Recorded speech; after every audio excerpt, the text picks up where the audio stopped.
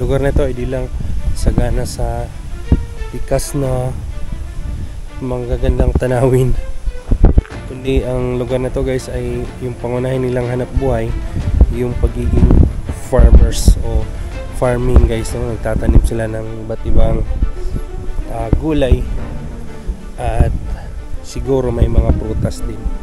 Yun guys, so kita natin malaking garden.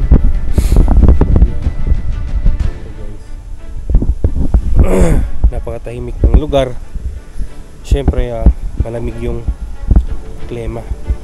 So dito sa kalsada guys, meron tayong nakita na falls, or dito sa amin tinawag itong kubot.